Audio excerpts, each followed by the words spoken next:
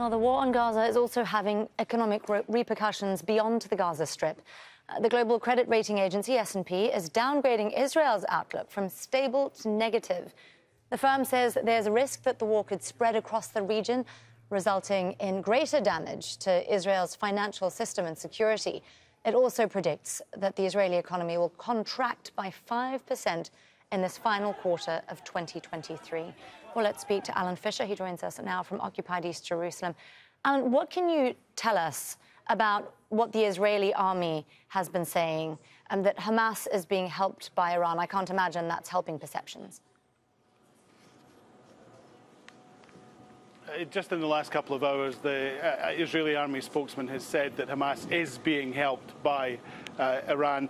They say that they have helped them with training, the supply of weapons. They have also given them tech know-how, and they continue to help them with intelligence. Now, if you go back to October the 8th, October the 9th, there was a lot of reports about how involved Iran had been. Even one report in an American newspaper suggesting that Iran had given the final approval for the attack. But of course, the United States said it had checked its intelligence agencies, and as far as they were aware, Iran had no direct knowledge of the attack. Now, the links between Iran and Hamas are pretty well known, but the fact that the Israelis are saying this is Hamas, this is Iran, this is still ongoing, it will certainly heighten tensions in the area when Joe Biden has warned other countries not to get involved in the attack. And there are plenty in the right wing in Israel and also in the United States who would be interested in perhaps pushing harder against Iran, and some who would even consider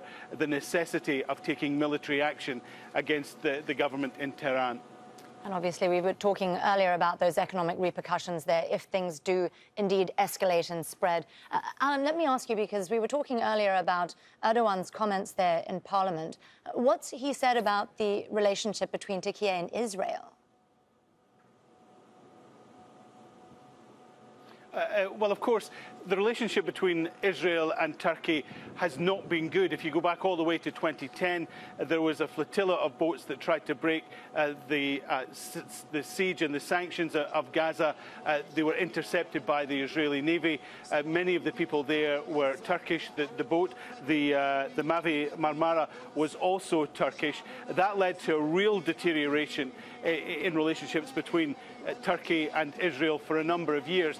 Things started to get better over the last few years, particularly over the last several months. There was some talk of perhaps even President Erdogan visiting Israel. That has now been completely ruled out by the Turkish president. He said Hamas is not a terrorist organization. It's fighting for its land. There will be no visit, and Israel took advantage of Turkey's good intentions. Now, people think that this won't be the end of it, and perhaps there could be further diplomatic repercussions between the two countries. Alan Fisher there with all the latest lines for us from occupied East Jerusalem. Thank you, Alan.